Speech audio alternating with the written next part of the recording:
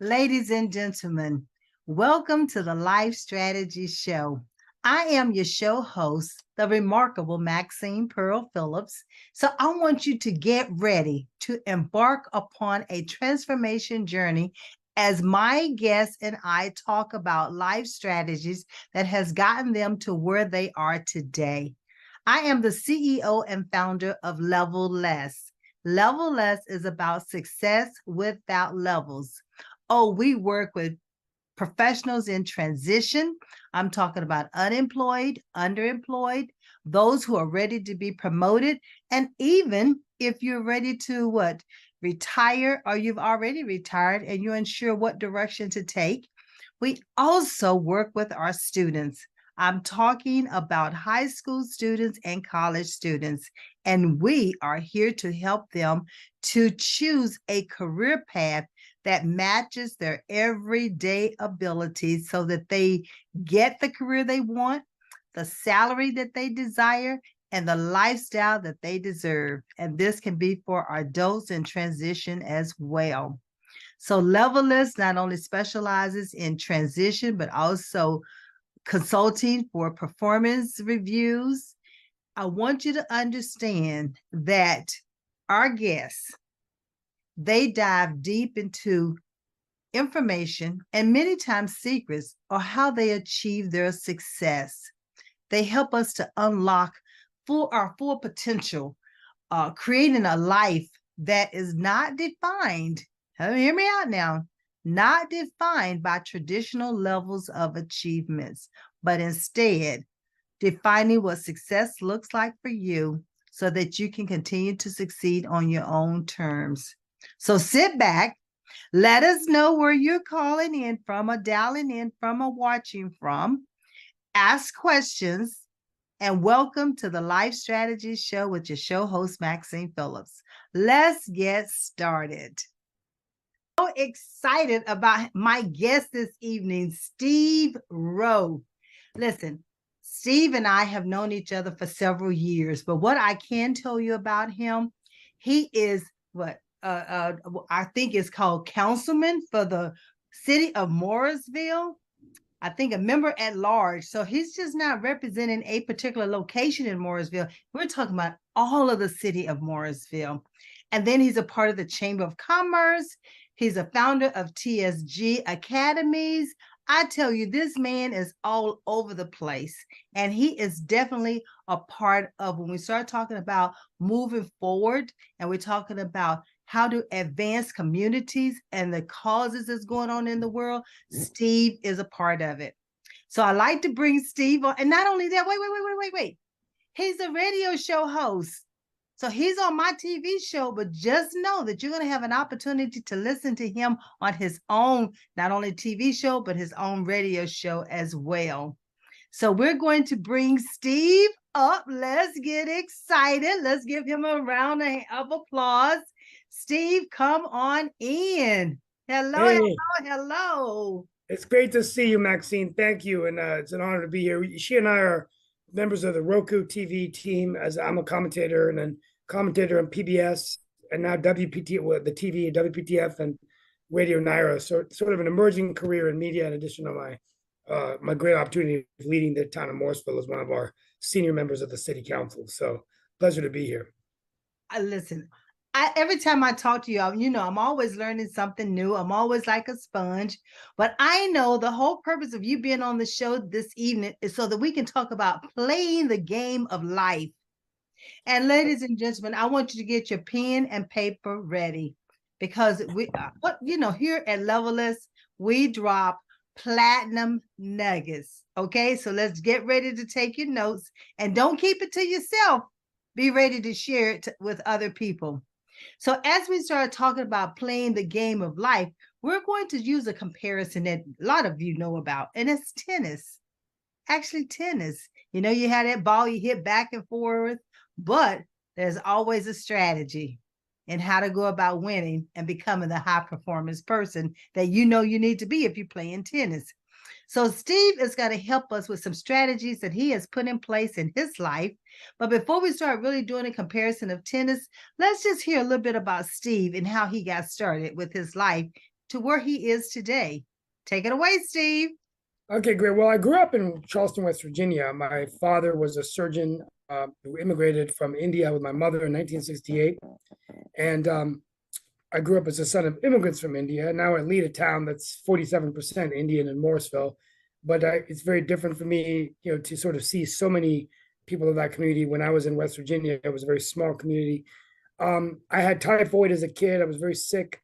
And one of the game changers for my life was my grandfather, who was a major in World War II for the British Army and then Indian Army, and went on to become a real top executive at an Indian company, multinational called Voltas. He had really come from rags to riches and was such an inspiration and was such a great people's person. And I was actually, believe it or not, a very shy and bashful kid, didn't have a lot of confidence in myself. And in 1976 and 77, my mother called her father and asked him to come to spend 6 months with us my grandmother. And that summer changed my life. I want to run a book one day, but he would take me every day on the bus in Charleston. We would have a coffee, have a lunch, watch a movie, read a book, go to the library, end the day with some ice cream. And then every day he would ask me what I learned. And we did it every day for like 3 months. And then he died that October, but it really left an impact on me. And I became a much more motivated, driven person.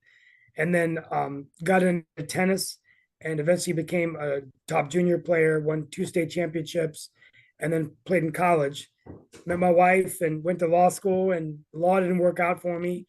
Couldn't make it through the bar exam. So I went up into a career in sales, had a lot of success in that, in technology sales, and ran a sports business, TSG. And then in my career, I do governmental relations now for the tech industry, but also won political office. And so it's been really great to kind of come full circle. And I've been in city council for 12 years. I'm the longest serving Indian American elected in the state. Served as mayor pro tem for 4 years, and I'm in my 4th term. The one thing I'm proud of is I've been the people of Morrisville have been very kind to give me the #1 vote getter status in every election I've run, which feels great, not to brag, but that I've really worked hard, and the people of Morrisville, I think, have put me back in every time, which is great. And now doing radio and TV, which has really been enlightening for me to be able to enjoy a different medium, which I never thought I would do. So, and I'm married to my college sweetheart, Dr. Komal Parekh, and I have a daughter who's a UNC a senior and a son who's going to be starting NC State in a few weeks. Okay, look at you. Look at you. Listen, you've given us some phenomenal backdrop information about how you got started in life. And I love the fact that you talked about your father, and how he took you and the impact that he's made on your life. Because, here at Levelers, we talk about transforming generations and leaving legacies. And you're leaving that legacy. Your legacy with your father is carrying forward, because I'm sure you've imparted into your daughter. And now, being a part of the state government or the city government, you have an opportunity to touch and impact so many lives just by the impact that your father had on you. So I love that you brought that into the conversation, because many times we have a tendency to exclude that and not include it. So thank you for doing that. I think that is absolutely awesome. So as we start talking about the parallel between playing the game of life, and I love the fact that we're talking about it from that aspect, because one of the quotes that I use within my own organization, it says, career is a lifetime, but life is a project, because there's a beginning date and an end date. And I'm going to say that dash is playing the game of life. Right. That's what that dash is all about. And so let's talk about that. Let's talk about that when you start talking about playing the game of life, and a life from a tennis match. Because a lot of times that's what we see. That's the way we see tennis. It's a tennis match. Somebody out there hitting the ball back and forth, back and forth. But what's the strategy behind that when they're hitting that ball back and forth? So give us some strategies from tennis perspective to how we implement them in our life and in our career. Yeah, absolutely. And I wasn't an elite or professional player, but I was a top junior player, and I was able to play in college. And, I think one thing I learned about tennis was that as I peel the onion back and take a look back, is that it's a game that teaches you how to compete every day and to develop your weakness, your strengths, which in my case was, as I got older, my forehand and my speed, and my willingness to really go after every ball, every shot. And I've actually lost some of the greatest matches I've played, and I've won some great matches. And what I've learned now, as sometimes when you get into the challenges of business and life, and particularly politics, it's very easy to get into a kind of a situation where you're so worried about things you can't control. And in terms of negative things people are going to say, what are the issues of the day? Am I getting enough media out there? Running a campaign can be very stressful. But if you get back to the basics and just focus on your strengths, defend your weaknesses. You have to get your hold on your weaknesses, but you're never going to get them perfectly to their strength. Mm-hmm. And then go for every shot. And waking up knowing that if you did your best and you did the preparation and it doesn't work out, there's always going to be another game. There's always going to be another match. And that's made me to be a very, what I would think, a successful politician. And that, I'm hoping I can run for a higher office or an office where I can influence more people next year or the year after. But what it's done for me is to say, look, if I do my best every day, I'm not really afraid of what everyone's going to throw at me. I'm just going to come in with my strengths, which right now is, in my opinion, my communication ability, my ability to connect with others, my media, my networking skills. And if I can be the best at that and defend my weaknesses, and I have a lot of weaknesses, but if I can lead with my 2 or 3 strengths and just go all in that. And the most important thing, Maxine, is your opponent. So sometimes the worst opponent we have is ourselves, the person we look in the mirror, like the Michael Jackson song, Man in the Mirror. Right. Or it could be in a political campaign, you're so worried about what your opponent's doing that you're not worrying about your own game. Right.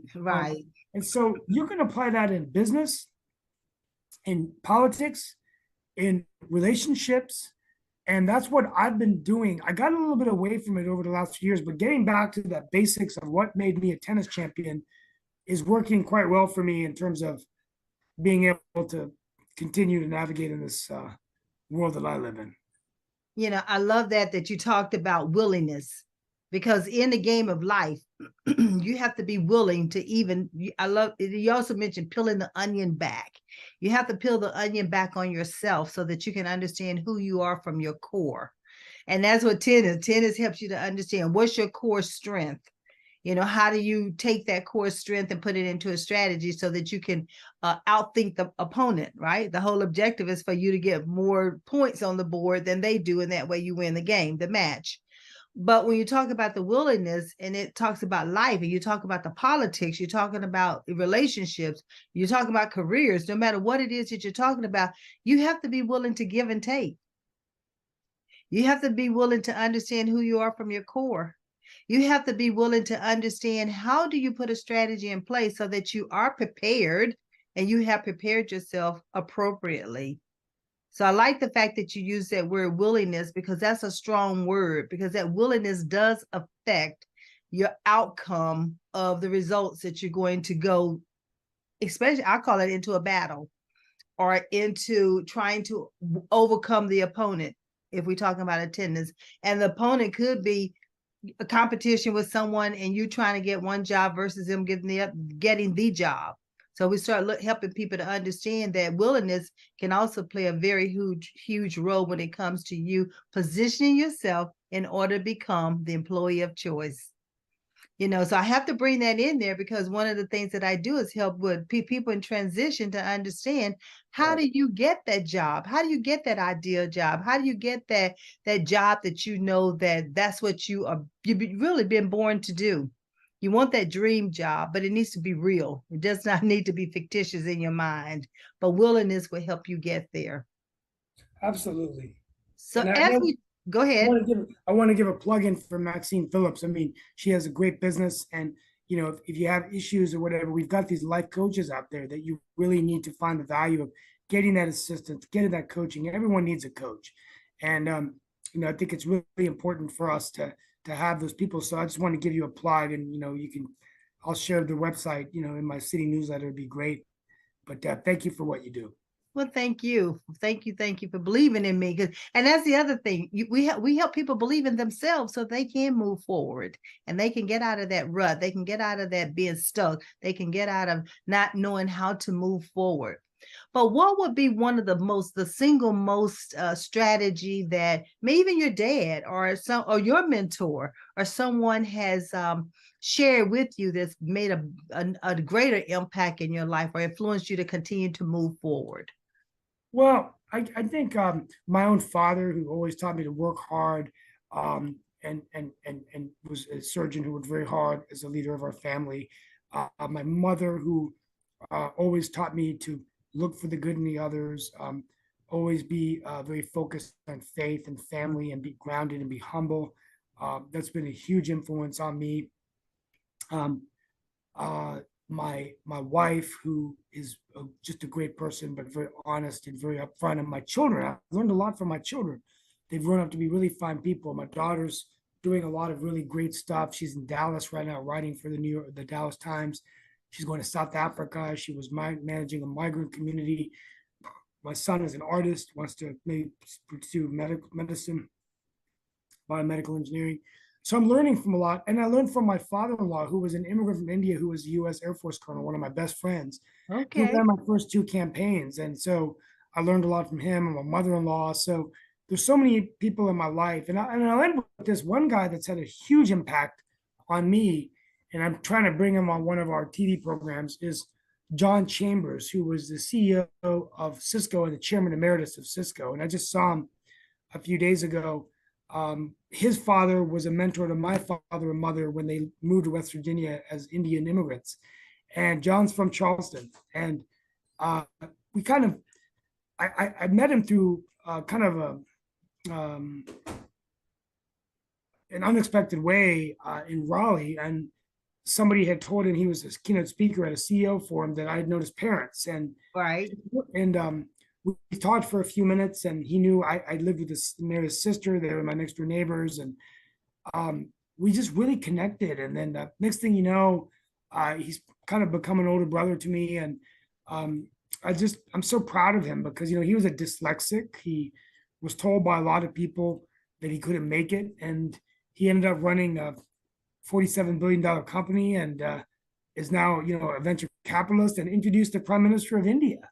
And it was just so amazing that I could see someone face so much adversity. And he just told me that we all get one bite of the apple, and we just got to go in with all our heart and all our passion. And I've adopted him as my older brother, and he said that's okay, even though he's and so I'm hoping I can bring him back. But a real motivational figure, and kind of gives me books to read, and tells me, hey, this is what I think. And so, but I like to share his story, because I think it's quite fascinating. Somebody that worked his way up to the top of, corporate Yes. America, and has been able to influence so many people. And when you're talking about working your way up, and see what Steve and what I failed to share is that we both are from West Virginia. We both are from West Virginia. Charleston is about 6 hours away from where I actually grew up. But it's awesome that we're both from West Virginia. And I remember when Mark, the producer of Pod TV, say, you must meet Steve. He's from West Virginia, from Charleston, West Virginia. I said, yeah, that's a county seat of West Virginia. So it was awesome to be able to meet you. But you talked about, starting so like at ground level and working your way up, your father, and then the mentor that you have. I'm thankful that you brought up the mentoring, because it's so important that people understand you need a mentor as well. Not only do you need a coach, but you also need a mentor, and you need a sponsor. You need someone who's going to sponsor you. So when you're not in that room sitting at the table, you have that sponsor who is, and they can bring your name up and make recommendations on your behalf. So I'm glad you talked about the mentoring piece as well, because individuals need to understand, even teenagers and some adults who are entering back into the working world, that you might have to start at entry level, but have your eyes and have your vision and have your aspirations to something even higher. You don't have to stay at the entry level. You can be laterally moving. And levelless means success without levels. So it's not always about climbing, climbing, climbing. It's about what you have defined what success looks like for you. And then you put a strategy in place and you start working it. So that's what I'm hearing you telling me, that your father helped you to understand, because he had a strategy in place for himself. Your mentor had a strategy in place for himself, and it instilled in it. That's why transforming generations and leaving legacies happens. Right. You are a part of that legacy. Well, no, I mean, but it's something that we don't look at a lot about. And and lately, I think you made the statement that there's a beginning and a finish. So just a couple of weeks ago, I lost a close friend of mine, Conan Morgan, who was a political consultant for some of the best political leaders in North Carolina and across the country. And I had just seen him in Washington on my way to see Congressman Nichols sworn in January. And for months and months and months, we were playing phone tag, trying to text each other to meet for a cup of coffee, talk about my political ambitions or what I want to do next, talking about just the elections. And then he was killed in a boating accident on Memorial Day. Oh, And wow. when I saw him in the casket, it was the most surreal thing I've ever felt, because it really, I think this one really affected me in terms of, you know, just don't sweat the small stuff. And, yesterday, as I was speaking to Maxine, I lost about 12 years of data on my machine. And I spilled some water on my computer and I was just going to go crazy nuts. But I thought of Conan. I said, this may seem like a big deal, but at the end of the day, it's not a big deal, right? And But we often forget that life is not going to go on forever. And so even when it gets tough, we've got to find the things to enjoy, because we just never know when our day is the last day. And I always hear people tell me that, but you just keep going a mile a minute because, oh, I'm immortal, or that's not going to happen to me. I'm young Right. now. And then you look at what happened to Conan Morgan, right? And, shocking. So. And that is one of the reasons why I talk about that career is a lifetime, but life is a project, because a project does have a beginning date and an end date. But it's important that as individuals, we understand that that dash between those dates is everything that we've done, all the people that we've touched, the influences and the impact that we have on this world. And that's even more reason why, Steve is sitting here and sharing his strategies with you. I'm here talking about life strategies and having a show that individuals can come on and share strategies with you, because at the end of the day, tomorrow is not promised. Yesterday is gone. So what are you going to be doing right now with your talents, your skills, your abilities? There's so many ways in which you can use them. And we don't just want you to sit on them, nor do we want you to take them with you when you're no longer on this earth. I tell everybody, I want to leave empty. I want to leave this earth actually empty. I want to share all my talents, abilities, skills, knowledge with everyone I possibly can, so that they can continue to live. And I trust that they would do the same. I trust that they would do the same. So, Steve, as we start talking about play to your strengths, because it's important that you play to your strengths, not only from a tennis perspective, but also in life, that you end up with that career, with that profession, and something that you have the everyday abilities and strengths for, and therefore it feels like you're not even working. You just happen to get paid for what you love to do, that passion and that purpose, and your reason for moving forward. So what has impacted you in this way to help you play to your strengths? Well, I think the key for me is, for me personally, it's been getting back to my communication skills, my writing, um, learning my relationship building skills and ability to connect with others, and really, really taking that to another level. And at the same time, looking at maybe focusing a little bit more on finding more value in those relationships and trying to learn more about people and how I can help them and help them in what they're trying to achieve. And I think that's something sometimes you get so busy, especially in the world that I live in. So maybe slowing down a little bit, trying to get to know people better than just a handshake and a photograph that you slap on social media. We all can become selfie monsters, just going everywhere, selfie, selfie, selfie picture. what did the pictures really mean? Did you talk to that person? Did you learn about them and where they came from? What's important to them? And I think the real most successful people in life um, do just that. And I mean, I'll mention John one last time, but that's one thing I noticed about Chambers when he was at the networking reception. You know, everyone laughed because he wanted the prime minister to come, and the prime minister couldn't come. So, you know, he said, "I'm the next best thing to the prime minister." And everyone started laughing, and he has this kind of Western drawl. But what was amazing when you watched him interact was he was so engaged and interested in the startups and the entrepreneurs and the people he was talking to. Such energy. He was sweating profusely, so I got him some water. But you could tell that, and I think that's why these people are so successful, is because they're so interested in others. Yes. That so I was telling my wife, imagine why Cisco was such a successful company, employing 100,000 people. Because if I had a top guy that was that motivating, I would get up every day and work really hard, right? These companies don't become big companies overnight. A lot of it's about the culture and the motivation. And so, Yes. you know, but anyway, that's what I've been working on myself. So it's kind of a work in progress, but finding those strengths. And, you know, sometimes I take on too many things. Sometimes I lose my focus. And sometimes I let everyone else tell me what I can't do, and all the voices start ringing in my head, and I start doubting myself. Right. So, you know, you just got to say, I'm not going to doubt, lose the fear, face it. Like the song Pitbull, face the fear and rise. You know, like the song, I believe we will win. Right. Yeah. So anyway, that's kind of where I sit with that. I love it. I love it because you made me think of I believe I can fly. I believe I can touch the sky. Believe it every night and day.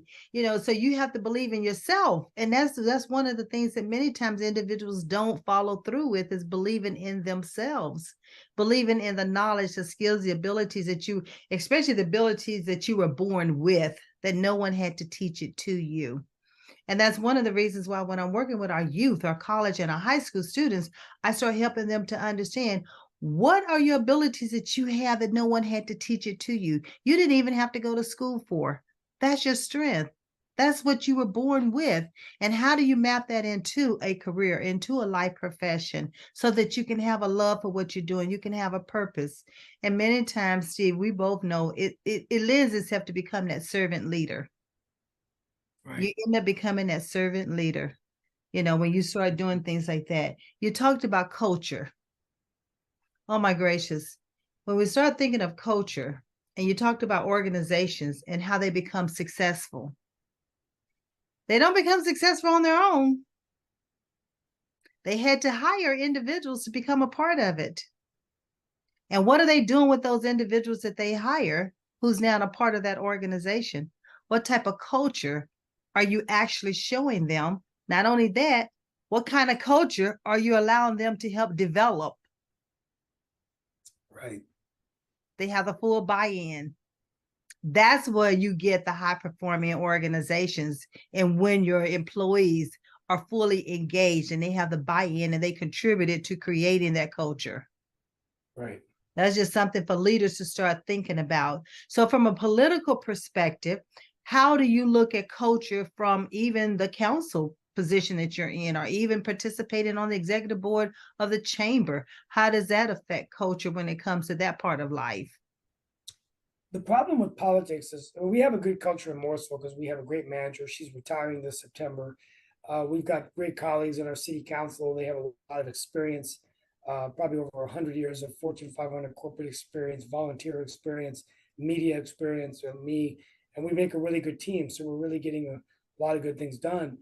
I guess the challenge just in general of politics is the social media campaigning, and people want to win, so they pretty much say anything they can to win sometimes. And that hurts the culture of the body, because you got to make tough decisions, and it's easy to get very divided at times.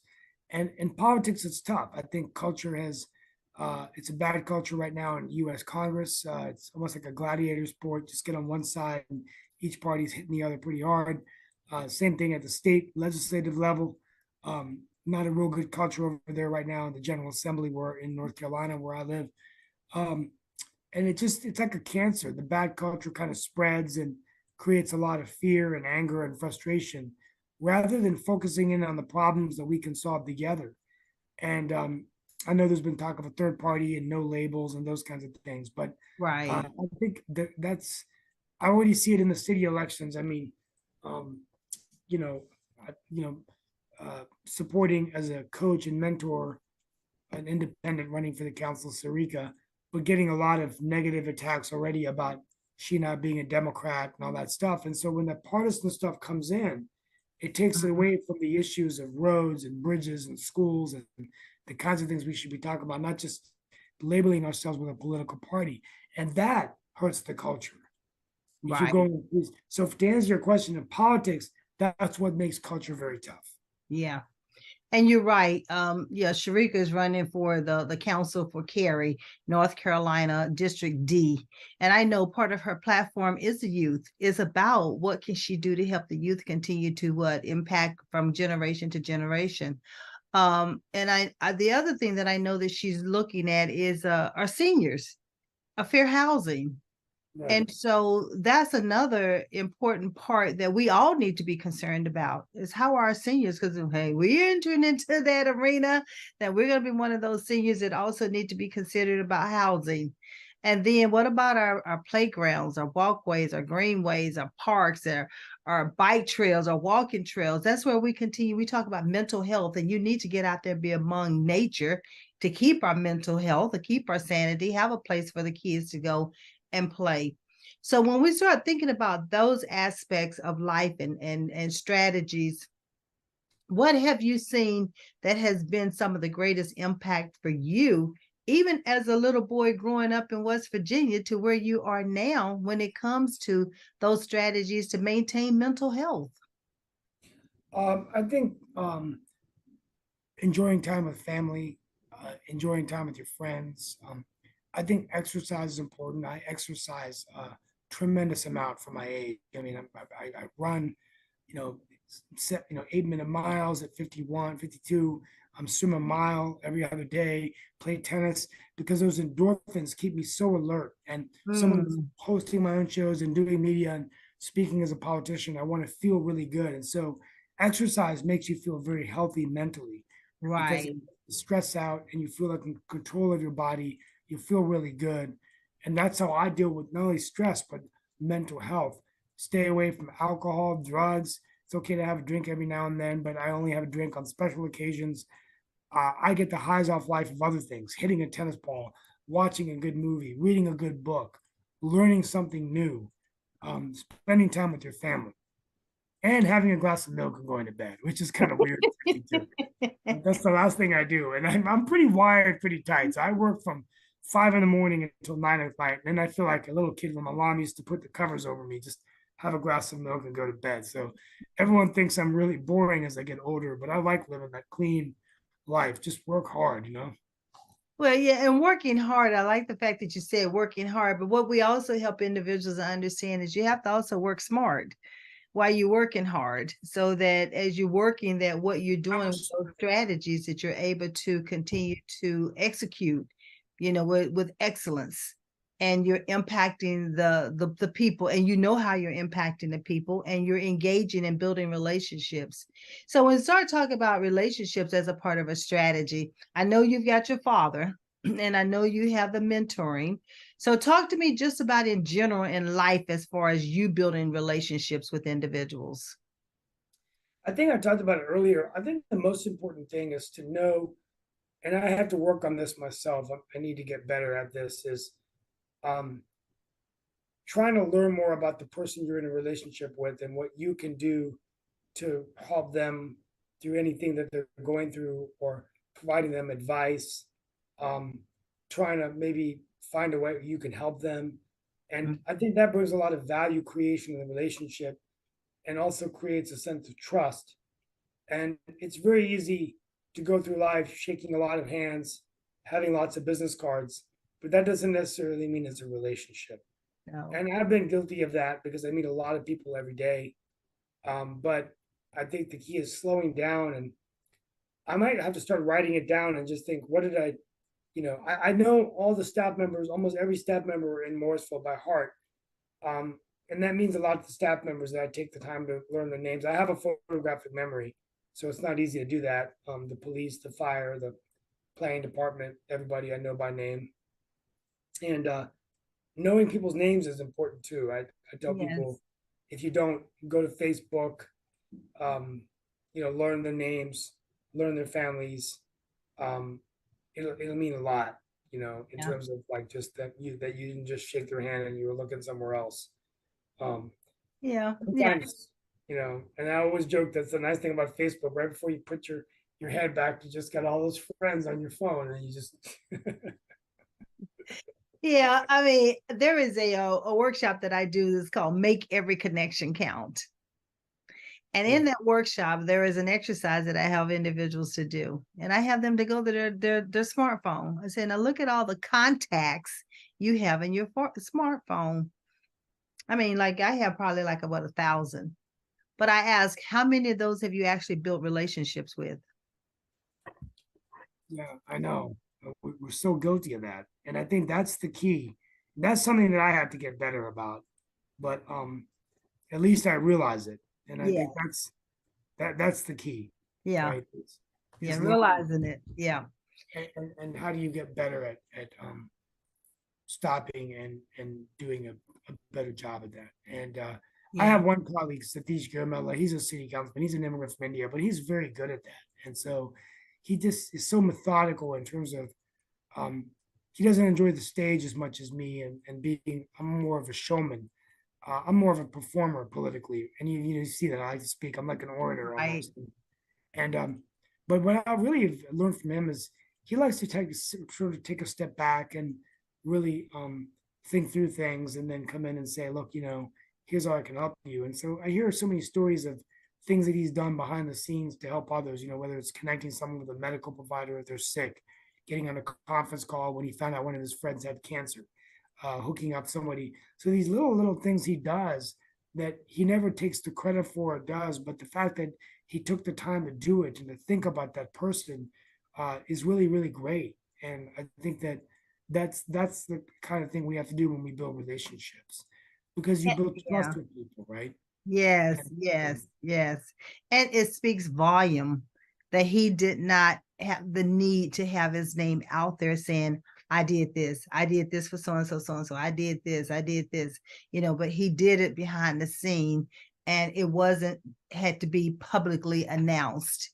And I love that, because many times that's exactly what I do. I do behind the scene. I don't have to be in the forefront doing it, just as long as I'm able to help you move forward with what your calling is, what your ministry is, what your purpose is, what's your vision. That's what's important, because at the end of the day, if we're able to help that person believe in themselves and continue to move forward, all it takes is that one. All it takes is that one. If we just be willing to help one person. Now, there are many that we can help, but if we stop helping everybody, then what good does it do us to have all this knowledge, skills, and abilities that we have been given an opportunity to learn? exactly. I love it. I love it. I love it. So I know you have a TV show. So talk to me about your TV show or your radio show. Give us a little insight on that. Yeah, I'm Roku TV, which is the station we're on. That's a global network on the streaming pod Roku TV. I host a show called World Edition, which is I haven't really been around the last couple of weeks and months after COVID, traveling a lot. But that's 10 a.m. Monday through Friday. We have panels. We bring Mark Lee is the co-producer of that show, and he brings in a lot of guests. And so Yeah. it's a really good show, and I enjoy being the commentator on that, the host of the show. I'll be joining tomorrow for the first time in 2 weeks.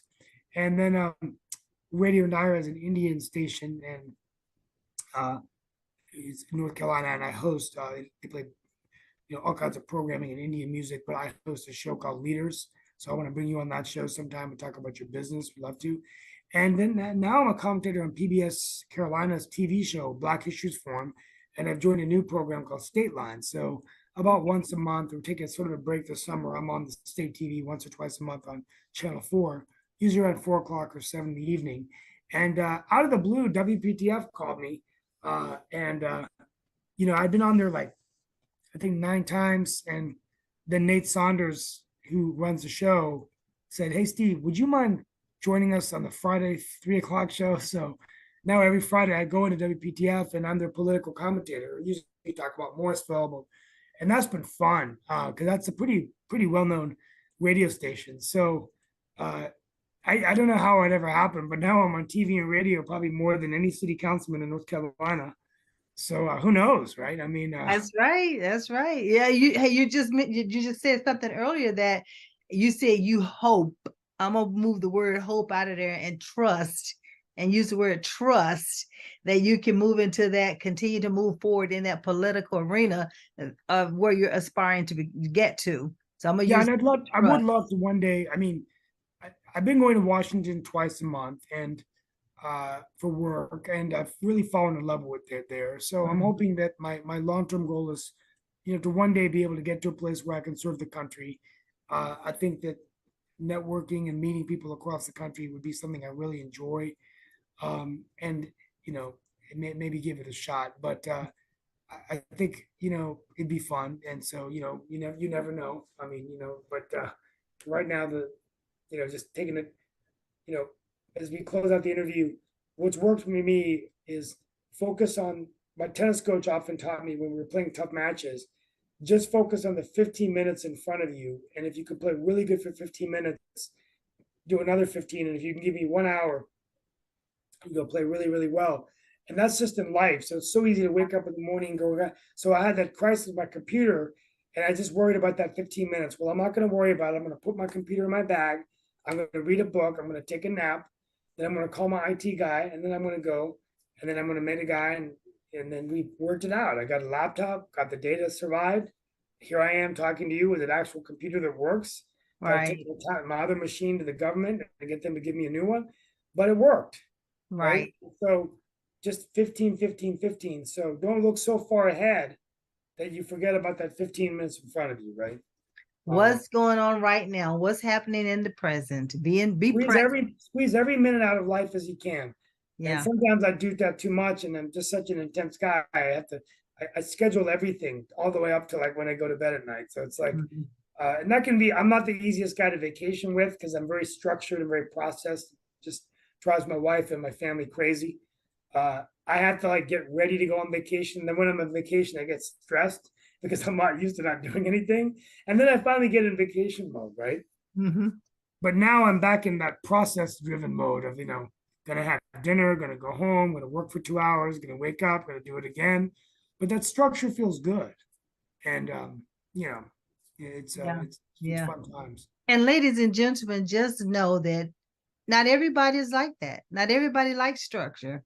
And so you have to understand how it works best for you.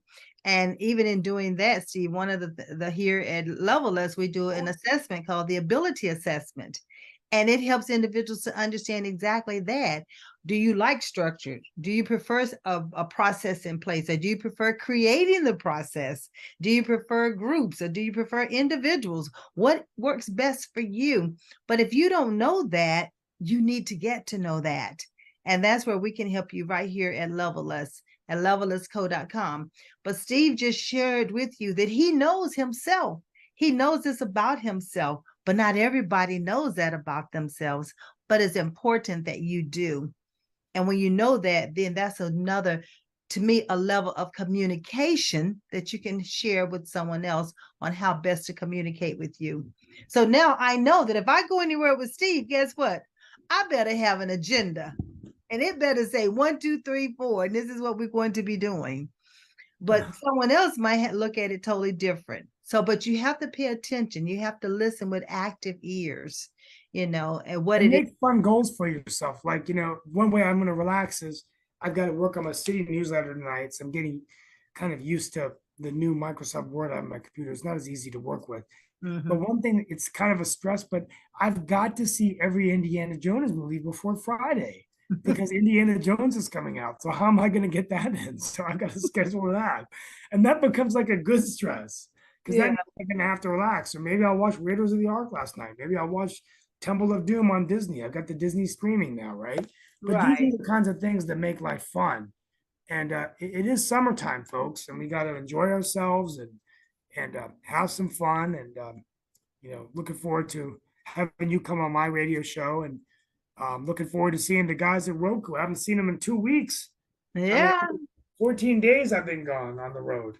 Well, I'm sure they missed you just as much as you're missing them. So, we'll give a shout out to Mark Lee, the producer of Pod TV. We give a shout out to Nicholas and Kim for allowing us to be a part of Pod TV. So we always like to give a shout out to those who are helping us help you move forward. And that's what life is all about, is how can we help one another? And please, please, please don't always look at it as what's in it for me. You will get what's in it for you when you start helping others. When you start giving back and helping others, the universe will make sure that it's repaid to you as well. But do it with a good heart. Do it with a good heart. So how can our viewing audience get in contact with you? What's the best way? If you go to steverao.com, you can get my newsletter, which is a city newsletter, but you can connect with me. You can follow me on Twitter at Rao, the number 4 Morrisville, at Rao, RAO4 Morrisville. I'm on Facebook, Steve Rao. There's a site, which is my family, with a picture of my family. Just do a Steve Rao on Facebook. And then also there's a government site, which when I'm doing government updates. You can reach out to me, and my email is easy, sr@steverao.com, and shoot me an email, and we can connect. And Maxine, send me an email with your website, and I'll send that out to everybody as well. Right. And you can always reach me at levellessco.com, levellessco.com. And you can put Maxine at levellessco.com is the email address. But Steve, thank you so much for all of this great knowledge, all of this encouragement, all of these platinum nuggets that you just dropped. And ladies and gentlemen, please do not keep it to yourself. Share it. Pay it forward. Pay it forward. And I'll end with this. I always have a metaphor, as I said when I introduced Sarika, that, my speeches are like a box of chocolates. So really no one knows where I'm going with the metaphors. I write some poetry, but one speech I gave to a bunch of kids once at a graduation is that, these devices, we have so many operating systems, right. upgrade. You're in the middle of a document. You got to upgrade your Microsoft Windows. But we often forget the most important operating system is our heart and our mind. And if they work together, that's the most important upgrade. And there's no limit to how much storage, how much love our hearts can give and take. Unlike when we get a message from our phones, no more storage. You can't take another picture. And I love that analogy, because sometimes we forget that this is the operating system that matters. And don't get too addicted to technology, because, sometimes if you get to a place where it doesn't have a GPS system because the Wi-Fi is down, you got to pull out a map and you got to find your way around. And as we were driving in the Midwest, we found out that there were about a couple 20, 30 miles where the GPS quit working. Oh, yes. Yes. And you got to learn how to pull out a map. But some people live their lives that way. Just plug it in and go. I don't even know. I'm not even looking. I just plug it in and go. Just follow the thing, and then you're there. And, so that's my metaphor. I have to tell this quick story. A friend and I, we were driving. I forgot, we had driven to a basketball game, was on our way home, and it was dark. And so we had the GPS on. And so the GPS kept saying, make a right turn. And so she said, no, let's just go down a little bit further. And then it says, make a right turn. Oh, no, we'll go a little bit further. And then she say, the GPS would say, is make a right turn. So we never did make that right turn. So guess what happened? We came to a dead end. So we said, I guess the GPS knew what it was talking about if you just pay attention to it. There you go. Yeah. The GPS, the heart. The heart. The operating system that matters. Unplug. Throw away the phone. Yeah. That's what I did. I got a friend. What? Yeah, get some me time. Have some me time. Just have a little shutdown time. It's nothing but 5 or 10, 15 minutes in a day's time. Do that and take a deep breathing and calm and be recentered. So as we close, I always say, I believe in you and I trust you believe in yourself. So meet me back here at the same time next week. We'll see. Thank you, Maxine. Thank you. Have a great evening, everybody. Have a great